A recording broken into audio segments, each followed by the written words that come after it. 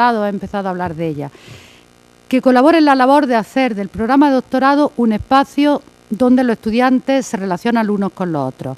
Esto es una gran preocupación que también es muy frecuente cuando se va uno a esta reunión europea, por lo cual veo que no es un problema nuestro, sino de toda Europa, y lo es muy acuciadamente en nuestra área, en la de humanidades, que es la mía, y en la de ciencias sociales, y es la soledad del doctorando. En otros ámbitos, que es el de la ciencia o ciencia de la salud, se acaban encontrando todos en un laboratorio y acaban hablando, y la investigación no es la de uno distinta a la de otro, todos están en el mismo proyecto. En nuestra experiencia, al menos de luego en la mía, es que el doctorando está solo, como tú decías, con su director. Puede que se tome unas cervezas con el otro doctorando del departamento, pero no hay un sentarse a hablar de lo que está haciendo cada uno. No suele haber una verdadera comunicación, que es muy enriquecedora. Es muy enriquecedor que tú hable de tu investigación con otra persona y esa otra persona hable contigo. Y la verdad es que todas las estructuras que estamos creando, de las que ahora hablaré, van encaminadas a hacer esa labor, a que los doctorandos se encuentren, los doctorandos del programa que tienen un intereses más cercanos, los doctorandos de la escuela de doctorado que empiezan a ampliar lo interdisciplinar, y luego también los doctorandos de la escuela de toda la universidad, de la Escuela Internacional de Posgrado. Estamos luchando en eso porque yo estoy convencida de verdad, y además lo compruebo día a día, que hablar sirve de mucho, que además de publicar y de tú estar en tu casa, hablar con el de al lado sirve de mucho, y por desgracia la especialización ha llegado a un punto en que se ha opuesto al conocimiento más amplio, y a veces nos encerramos en un problema y no sabemos que ese mismo problema lo tiene el de al lado y el otro, y que todos juntos hablando le vamos a ver una salida, o tú le vas a enseñar o él te va a enseñar. Y yo creo que ahí el tutor es fundamental para guiar todo ese trayecto del doctorado, guiar al doctorando. Y naturalmente, bueno, pues el director de la tesis, la dirección de tesis también se nos ha ido de alguna forma complicando. Ahora se nos exige, en el Real Decreto, se exige que el director de la tesis acredite que él es investigador. ¿Cómo se acredita? En la Universidad de Granada hemos pedido de manera general que al menos tenga lo que llamamos un tramo de investigación, un sesenio, que significa que un grupo externo ha reconocido que tu investigación de 6 años pues merece ese tramo. Eso ha causado gran controversia, y particularmente en esta facultad, la primera vez que yo vine a hablar era precisamente por este asunto, pero yo creo que se va aceptando porque hay que comprender. Hay quien dice, bueno, yo no tengo un sesenio, y es verdad, porque no he tenido el deseo de pedirlo, antes no era algo obligatorio, cada vez está más claro que sí lo es, y eso también es cierto, pero también es cierto que hay una normativa en la Universidad de Granada ya de 2005 donde ya se nos avisa que hay que tener un tramo, y si no, entonces había pues soluciones alternativas, pero de 2005 aquí pues ya se ve claro que esto es lo que hay que hacer, y yo creo que cada vez se va aceptando más. Ese es el mínimo. Hay programas aquí también, que eso está bien, cada programa tiene la posibilidad de ver qué condiciones pone. Aquí hay programas en que no hay que tener uno sino dos, o que tiene que estar vivo, o que además tienes que haber dirigido tesis. Es decir, también a mí esto me gusta, esta libertad, partimos de unos mínimos, pero cada programa, de acuerdo con sus circunstancias, va fijando criterios para lo que es ser director. La dirección de tesis también empieza, ya no es, si yo hablaba de la soledad del doctorando, también hay que hablar de la soledad o del director, del compromiso era consigo mismo. Ahora ya no, ahora ya está obligado a que haya un compromiso, digamos, ético entre el doctorando y el director, y también, digamos, estamos empezando a hablar de la dirección no como tú, yo he dirigido tesis, esto es como lo que yo sé te lo enseño. Ahora ya queremos hacer algo más colectivo. Tuvimos una experiencia, a mí me gustó mucho el año pasado en la Escuela de Posgrado, y es que había que elaborar, para cumplir con los temas de verificación, había que tener una guía de buenas prácticas de dirección de doctorado. Yo había conocido en una de estas reuniones a un experto en este campo, Helmut Brentel, del director de una escuela de ciencias sociales en Frankfurt. Le hice venir y entonces reunimos un grupo de profesores jóvenes.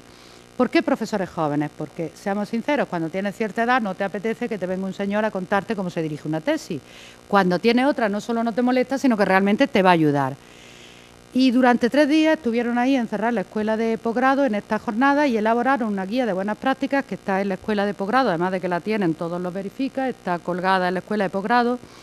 Y ahí os digo que la experiencia más enriquecedora para ellos mismos fue encontrarse. Allí había profesores de toda la universidad, de ciencias, de letras, de sociales, de ingeniería, de todo. Y cuando luego ya se acabó y yo me reuní con ellos para hacer balance, pues realmente Primero, habían aprendido mucho, había el socializar el concepto de dirección de tesis, que ya no era individual, le había gustado mucho, pero sobre todo estaban atónitos de descubrir una persona de aquí del campus de mi facultad de Historia, descubrir lo que hacía el de empresariales, que tampoco lo tenemos tan lejos, pero también lo que hacía el de ciencias, que está un poquito más lejos. Y de verdad que todos ellos estaban muy contentos y eso nos anima, como diremos, a seguir promocionando ese tipo de experiencias, porque, como os digo, aparte de ese escrito, Buenas Prácticas, que es muy interesante, salieron muy enriquecidos de esa experiencia verdaderamente interdisciplinar.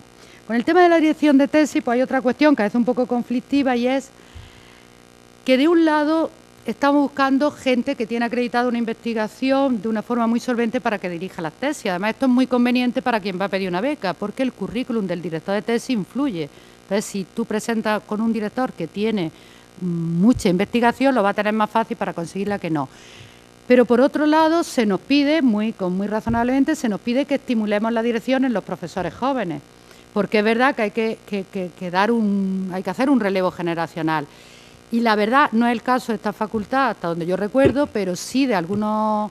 Hay vicios en algunas áreas de esta universidad donde hay un grupo selecto de catedráticos que son los únicos que dirigen tesis y que llega un momento en que tú te encuentras una persona entre los 40 y los 50 con 2 o 3 sesenios y jamás ha dirigido una tesis. Eso no puede ser. De manera que realmente hay que forzar a que se incorporen. Pero ¿cómo hacerlo? ¿Cómo conjugar que se quiera tener una persona con experiencia muy acreditada a la hora de pedir una beca? Bueno, pues el estimular la figura del director Nobel, que realmente a lo mejor no tiene todavía una gran experiencia, pero que se introduce como codirector en esas tareas.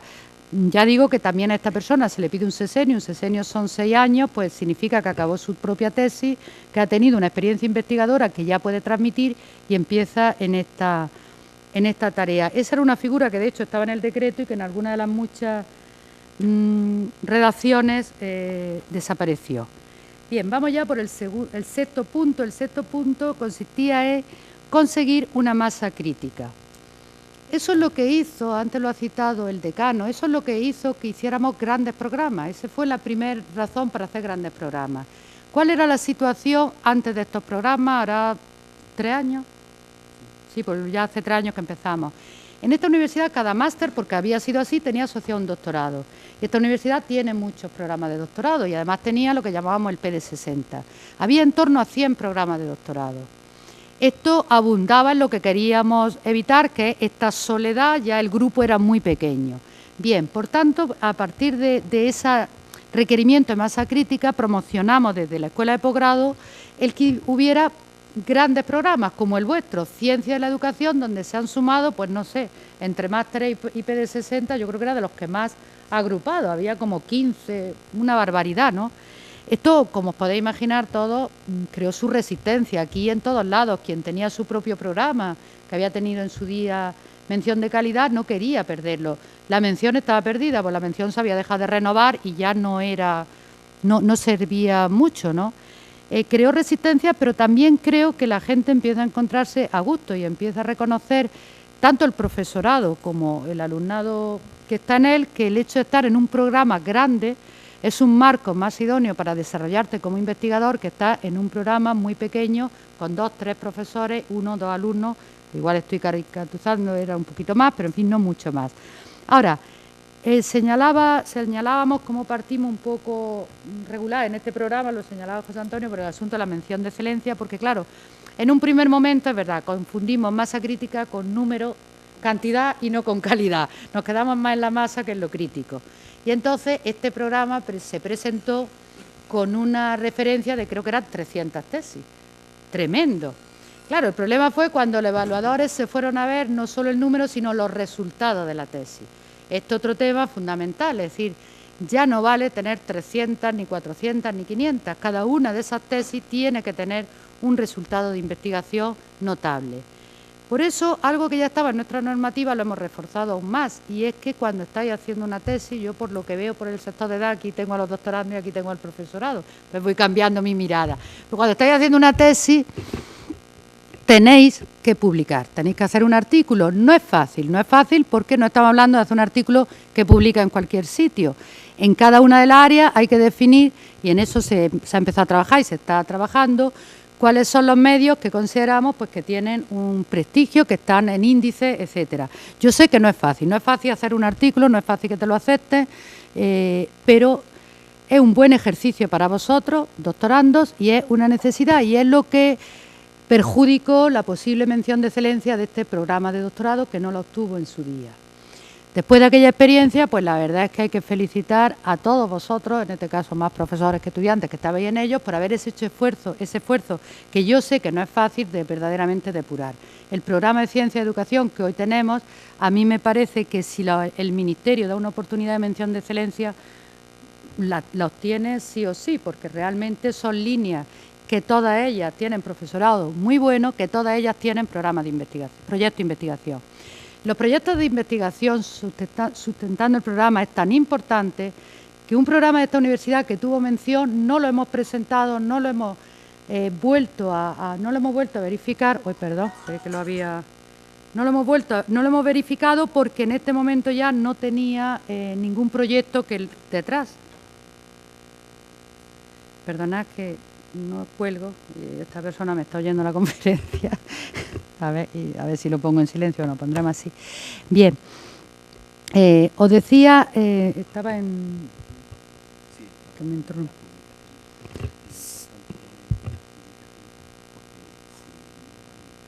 Sí, lo de la mención está... Ay, perdona. No lo corten y me desconcentro. Está en el modo silencio. He perdido un poco el hilo, sé que estábamos hablando pues de eso, de la necesidad de publicar. Algo me he perdido en el hilo, estaba hablando de la mención de excelencia, de que ese fue el hándicap. En este sentido te voy a decir que el programa, que ahora la verdad es que los programas de educación dentro del ámbito de ciencias sociales también nos encontramos un problema. Mientras que en el ámbito de ciencia el 90% de los programas que se presentaron pasaron en el corte de 70 sobre 100 puntos, en el programa de humanidades un 80%, en ciencias sociales me parece que fue solo el 40% pasaron ese límite, porque de 100 puntos había que tener 70 para que ya el Ministerio te considerara. Digamos que el aprobado estaba en 70. Y en ciencias sociales fue el ámbito más bajo, solo el 40%, ni siquiera la mitad. Es verdad que a lo mejor podemos decir en ciencia hay una tradición de investigación, iban mejor formados. Ciencias sociales es un ámbito muy difícil porque es muy variopinto, te encuentras gente muy diversa, no es tan homogéneo, pero también es verdad que esa comisión pues, fue especialmente dura. En el caso de uno de nuestros programas de la universidad le dieron 67 puntos. Hubiera sido preferible que le hubieran dado 40, porque es que no sabe uno, esto es como suspender con un 4,9, es que te da mucha rabia, ¿no? Entonces, pues ahí tampoco tuvimos suerte. Pero bueno, como os digo, yo estoy segura, cada vez que he ido al Ministerio por otro asunto, sea cual sea, le pido al Ministerio, me parece injusto que no esté sacando la mención. Ellos te dicen, no hay dinero, digo, bueno, pues no te estoy pidiendo que aumente el dinero, te estoy pidiendo que lo repartan más, pero no puede ser que a programas que en su día le dijisteis que no, que han hecho un esfuerzo muy grande, u otros que se han creado después, no le deis ni siquiera una oportunidad. Que no hay más dinero, pues como digo, se reparta más, porque tener la mención es muy importante. La movilidad de profesorado y estudiantes, la convocatoria, es solo para programas con mención.